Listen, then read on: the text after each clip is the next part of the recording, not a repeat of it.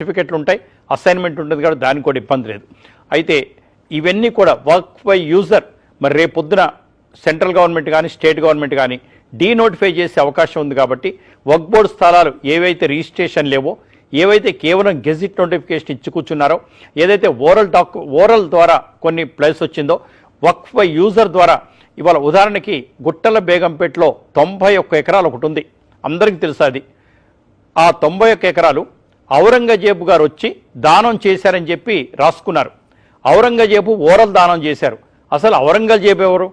భారతదేశానికి దోచుకోవడానికి దాచుకోవడానికి సైన్యం వచ్చి అటాక్ చేయడానికి వచ్చిన ఔరంగజేబు ఎవరు? మన ల్యాండ్ ఇవ్వడానికి. ఆ ల్యాండ్ వక్ఫ్ బోర్డుకి ఇచ్చారు. సరే, ఔరంగజేబు ఆ ప్లేస్లో లేడని మన హైకోర్టులో తేలిపోయింది. అసలు ఔరంగజేబు హైదరాబాద్ రాలేదని. ఓకే, అప్పుడేం చేశారు? ఔరంగజేబు గుర్రాలు వచ్చినాయి, ఆ గుర్రాలు దాదాపు 3 నెలలు అక్కడ ఆ భూమిలో కట్టేశారు, కాబట్టి అది వక్ఫ్ ల్యాండ్ అయిపోయింది అన్నారు. అక్కడ ఒక మసీదు ఉన్నమాట వాస్తవమే, అది అన్ని ఎకరాల్లో ఉండదు, 90 ఎకరాల్లో ఉండదు, అదొక డిస్ప్యూట్. మరి ఇటువంటి డిస్ప్యూట్ చేయించేద్దాం. బాబర్ మసీద్ లాంటి ఆల్రెడీ మనకు డిసిషన్స్ ఉన్నాయి. అంటే బయట దేశాల నుంచి వచ్చిన వాళ్ళు, ఉదాహరణకి నైజాం కూడా, మొదటి నైజాం టర్కీ నుంచి ఇక్కడికి వచ్చారు. టర్కీ నుంచి నైజాం ఇక్కడికి పరిపాలన నిమిత్తం వచ్చి రాజ్యాన్ని ఆక్రమించుకొని భారతదేశంలో హైదరాబాద్ రాష్ట్రాన్ని ఏర్పరచుకొని 7 తరాలు రాజులుగా ఉన్నారు వాళ్ళు. మరి వాళ్ళు ఎవరి భూములు ఎవరికి ఇస్తున్నారు? ఇది భారతదేశ భూమి అయిపోయింది తర్వాత. మరి ఎవరి భూమి ఎవరికి దానం చేస్తున్నారు? నైజాం ఎవరు వక్ఫ్కి ఇవ్వడానికి? ఇదొక కూడా ప్రశ్న వస్తుంది. అంతేకాకుండా మరి మనందరికీ తెలిసిన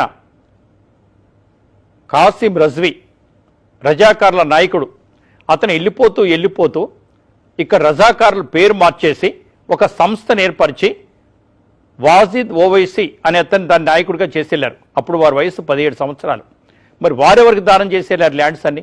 ఎవెక్యూ ప్రాపర్టీస్ ఏమైపోయినాయి? ఎనిమీ ప్రాపర్టీస్ ఏమైపోయినాయి? ఇవన్నీ కూడా తేలాలి. సుప్రీంకోర్టు ఇవన్నీ కూడా తెలుస్తుంది.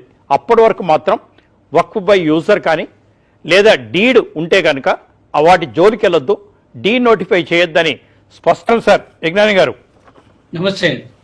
ముఖ్యంగా ఒకటి, ఇవాళ సుప్రీంకోర్టులో ఛాలెంజ్ చేసిన ముస్లిం సోదరులందరూ కూడా ఆర్గనైజేషన్ తరఫున అసలు చట్టం చేసే హక్కే పార్లమెంటుకు లేదు, సెంట్రల్ గవర్నమెంట్కి లేదు, ఇది జేపీసీ కూడా పంపించడానికి వీల్లేదు, ఆర్టికల్ 14, 15, 25, 26, 29 ఇది అని చెప్పేసి 139 కింద రివ్యూ చేయమని అడిగారు.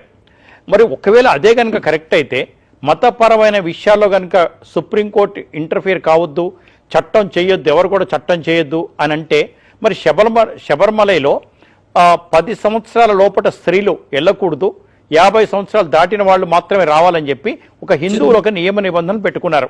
దాన్ని సుప్రీంకోర్టులో సవాల్ చేస్తే కొట్టేశారు కదా. వెళ్ళవచ్చు, ఈక్విటీ అంటే ఆర్టికల్ 15 అక్కడ స్వేచ్ఛ అంటే స్త్రీలు కూడా పురుషులతో సమానమే అని చెప్పారు. మరి శబరిమలకి వెళ్ళమని చెప్పారు, అవసరమైతే పోలీసు రక్షణలో వెళ్ళమని చెప్పారు.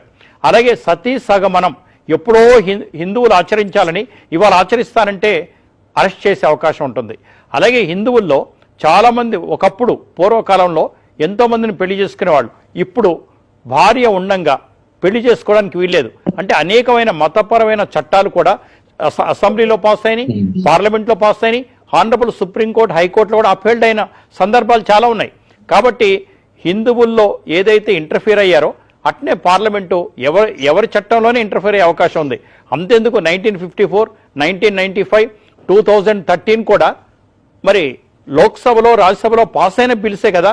అప్పుడు లేని అభ్యంతరాలు ఇప్పుడు ఎందుకు? నెంబర్ 1 ఇందుట్లో మెయిన్గా ఏదైతే మరి పేద ముస్లింలకి వక్ఫ్ బోర్డు అంటే తెలియట్లేదు, పేద ముస్లింలకి వక్ఫ్ బోర్డు ఆనవాళ్ళు తెలియట్లేదు, ఎటువంటి వాళ్ళకి సదుపాయాలు కలిగించట్లేదు అనేది భావన. వాళ్ళు ఉత్తరాలు రాసిన మీదటే ఇవాళ కేంద్ర ప్రభుత్వం నిర్ణయం తీసుకుందని గౌరవనీయ ప్రధానమంత్రి గారే చెప్తున్నారు. మాట్లాడినా నేను? Please sir, please.